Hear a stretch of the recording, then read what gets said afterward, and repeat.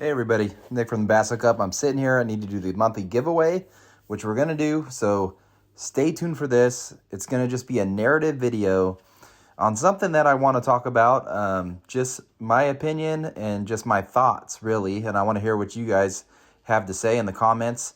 And by leaving a comment and subscribing, you're going to be entered into the next monthly giveaway to give away half our YouTube income. But in today's video, I'll be doing that, choosing a winner. So watch through the whole thing, because at some point the winner's name is going to pop up, and you need to get a hold of us at thebasshookup@gmail.com to claim your prize. All right.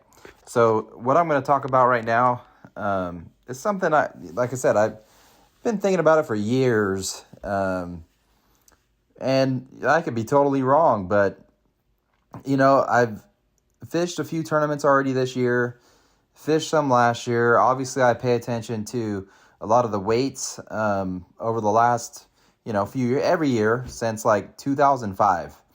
Always watching the weight, been fishing tournaments out there since 2005. When I got out of the Marine Corps, got a boat, started fishing tournaments with my brother back then. And, we first started fishing out there. The bite was phenomenal. All you had to do was fish in Frank's Track. If anybody, was out there at that time, you know what I'm talking about. Tournaments were won. Lots of checks cashed in Frank's Track, just along the wall. They used to call it the meat wall, that cement wall that's like along Sandmount or Piper. You could see Sugar Barge behind there. Russo's right there. And it made sense. All the fish were getting released at Russo's. So all these big fish from everywhere else in the Delta getting released, they'd go in the track. Springtime, it was loaded. Everybody just flipping a Senko. You could flick a big jig, but just flipping a Senko. And then after a few years, people started throwing a drop shot, and you could catch them on whatever. Big fish, big limits.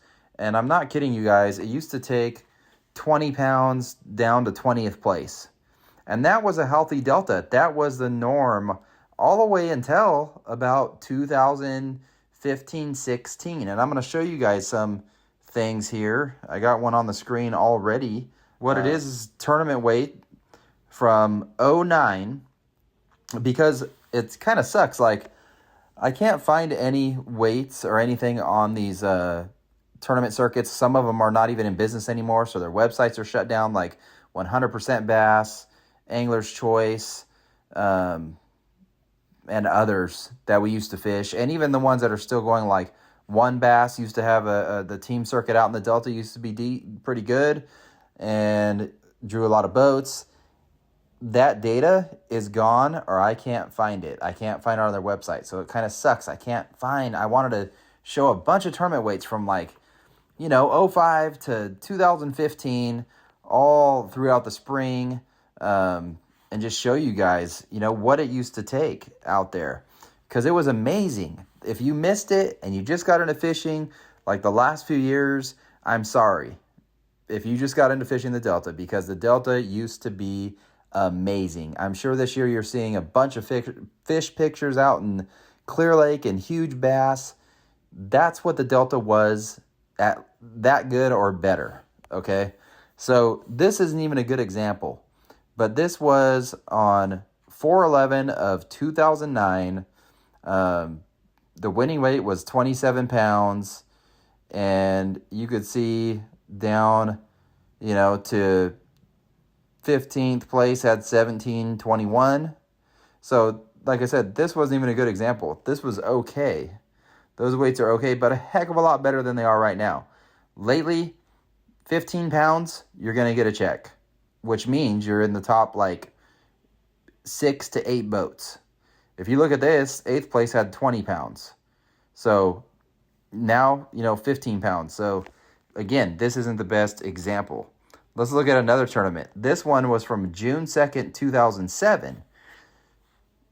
This one, you could kind of see here. This is in June, okay?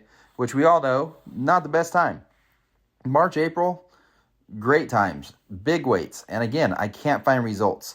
But this one, Taylor Parsons, a buddy of mine, who was not a Delta fisherman, and he wanted to come fish the Delta because it was so good. He still phenomenal lake fisherman. He doesn't really fish tournaments anymore. Still has a boat. I don't know if he gets out that often. Has family and stuff like that now. But I remember this tournament because he won it on a crankbait, and I think he caught a big fish. I remember he said he ate it like at the boat, but he caught it on a crankbait in Little Frank's Track, one of his big fish, had 29 pounds. But that's not even important. 29 pounds, phenomenal, basically 30 pounds, almost 30 pounds. But look at the weights. Bobby Barrick and Chris Ball in 16th had 20.66 for 16th in June. Think about that. 16th had 20.66. These are like Clear Lake weights. All right. And again, this is not the best example. I couldn't find them. My brother and I, have had multiple 30-pound bags. I can't find those results on there. I've had 30-pound bags where I did not win, and I'm going to show you that. I did find those results, but I'm going to show you that one. Over 30 pounds, did not win. We've had one time we came in second with 28, but first place had 41. And again, 20th was way down in 20th place or whatever it was. All right.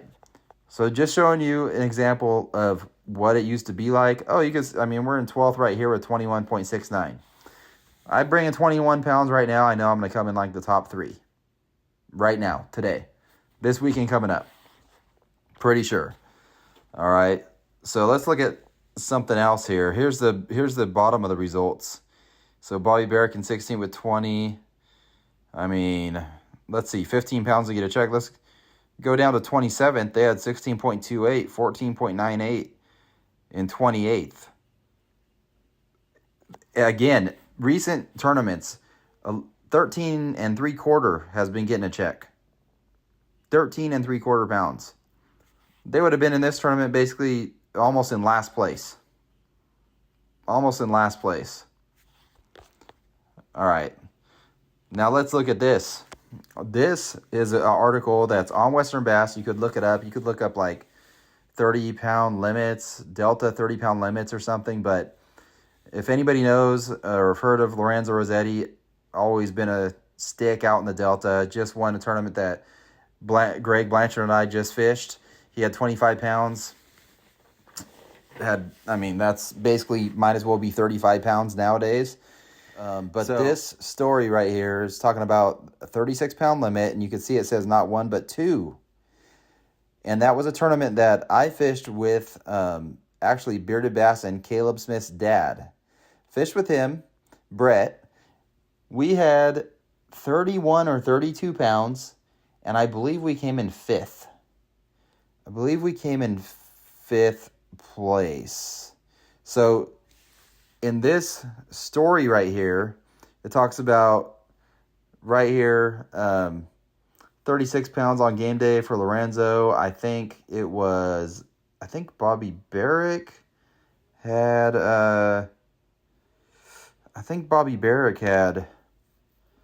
36 as well. He was the other 36-pound bag. But you could see it says 31 plus for each of the top 5 teams.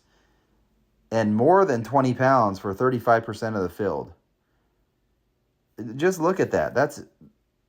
That's incredible, but that's what I have in mind every time I go out there is that 30-pound bag, and it's just not happening. I don't think it's realistic anymore to even expect that.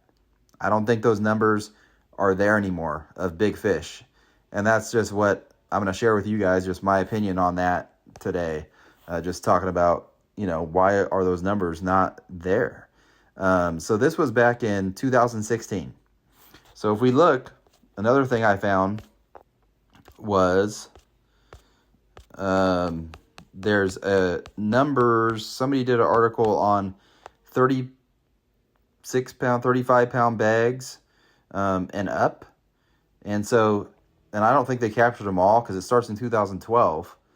But 2012, 13, 14, 15, 16, you could see Mark Daniels, Jamon Andrews, Ken Ma, Lorenzo. Zach Thompson had the other 36-pound bag. So in that one tournament in 2016 that I came in 5th, there was two 36-pound bags weighed.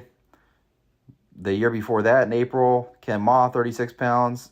And then 2 Marches, Jamon Andrews, when he fished with Harvey, and then when he fished with Mark Daniels, they had 35 and 37, and then Mark Daniels 36 in 2012. And I know there's more begs bigger than 35 pounds before that. And then, I'm thinking, well, what happened after 2016? That was kind of like the peak, like the golden years of the Delta for big, big bass. Every single spring, I knew we were going to go out there and, pre-fishing, of course, middle of the week, 30 pounds. I don't want to say it was easy, but it was pretty normal, which is crazy to say. It's kind of like Clear Lake. If you know Clear Lake right now and you're a Clear Lake guy and you go out there all the time, that 30-pound limit, pretty normal. That's how it was on the Delta. If you're a Delta rat, you go out there, and it wasn't tournament day, because tournament day is always different, but tournament day, you'd always have to shoot for over 30 pounds in February, March, April, May, June. Every time. Like, if you're coming in with 25, you're not even excited. Like, not one bit. You almost know you probably won't even get a check. So that's how, it used to be out in the Delta. Well, what changed? So I know early, probably 2009, we started seeing, of course, you guys know, the sea lions. There'd be one here, one there, out in the track, out in the channels, and they'd be throwing stripers around and things like that. Didn't think much of it. Everybody thought, oh, wow, cool, there's sea lion. Let's go check out the sea lion. Or, bring your kids out there and they want to see it, and it was cute and it was cool. There's only a few of them. Then, one spring, you notice there's sea lions, on your fishing spot, actually up in the shallows, where you didn't think they would even ever go. Up in the shallows, going through the toolies, obviously, eating bass. Bass are on beds, easy targets. And again, it was like, dang, this sucks. There's one here and there. Well, let's go to a new spot. So my brother and I we stopped fishing Frank's Track, went to another spot, a flooded island. It was phenomenal. Again, we were catching 25, 30 pounds every time. There's other boats in there. They're all doing the same thing, catching lots of big fish. And then one year, that died off. And it was because we seen a couple sea lions, and they stayed in there all year. And I'm pretty sure they pretty much ate everything that was in there. There wasn't very many big fish left. And I don't think they're targeting small fish. And they're targeting more of the big fish that are, again, in the springtime. They move up on beds. And as you guys know, they lock on the beds. They're an easy target. Real easy target. The sea lions, they're smart. They know if they don't have to chase around stripers out in the open water, they found out, hey, there's these other fish that taste really good. Let's go after them. They're just sitting there, sitting ducks. But it all kind of correlates, because after doing some research into sea lions and the population, this is what I found. So the sea lions, let's talk about the population first. So the sea lion population has went from about, they're saying in the 70s, the sea lion population, there was below 90,000 sea lions. But by 2008, there is an estimated 281,000. So from 90,000, fast forward 30 plus years, 281,000. Now they're saying there's around 300 and something thousand of them. Okay, so obviously most of those are out on the coastline, but we see it in the Delta, and it's impacting that as well. There had never ever been sea lions sitting on docks at Paradise Point, at Kings Island, at Herman and Helen's. Never, ever. There's a bunch of them now. They're everywhere. In the fall time, they are munching on the salmon. And they eat about 5 to 8% of their body weight, which is roughly 15 to 40 pounds, depending on how much they weigh, obviously, of fish. So 15 to 40 pounds of fish. So in the springtime, when they get in these flooded islands, let's just say they're eating 25 pounds of bass off of beds every single day in a little flooded island, let's just say Little Mandeville. How long does it take for them to eat, every bass that's on those beds? Not very long. A month, throughout the spawn, 2 months. And here's the thing that really is kind of working against the bass, is that sea lions spawn in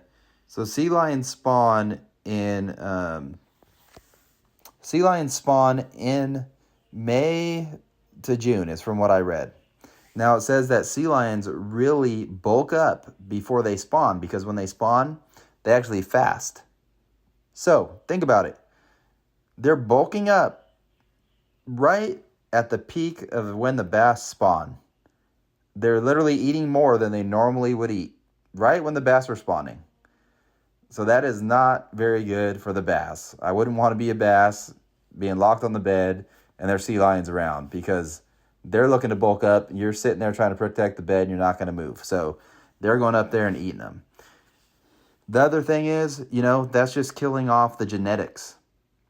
As many big bass, they eat one big bass, they just got rid of thousands of little fry that big bass would have produced, right?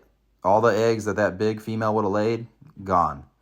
So over years and years and years of this happening and more sea lions coming in, you're not only getting rid of the bass, you're getting rid of the big bass genetics in the Delta. You are killing that off.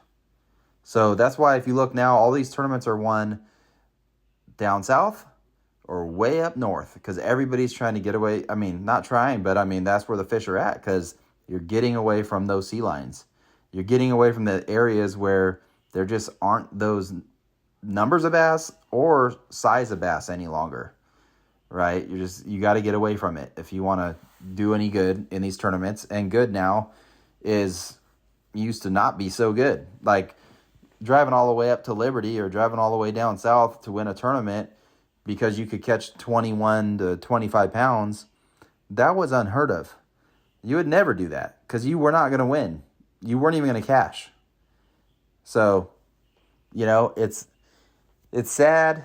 It's frustrating. There's not much that we could do about it. But I just wanted to share my thought process and a little bit of research I did with you guys on, the big bass population, the tournament weights going down on the Delta, and why. And see what you guys think. Leave your comments down below. Don't want to make this video too long because it is just narrative. But if you enjoyed the video, hit the thumbs up. Share with your buddies. I mean, I don't even want to look at the comments. You guys could chew me out in the comments saying that that's idiotic. Sea lions have nothing to do with it or whatever. It's fine. Everybody has their opinion, just like I have my opinion. I'm not going to kill anybody for their opinion. So put whatever you want on there. Doesn't bother me. But yeah, I don't think we need to be worried about the gold mussels in the Delta.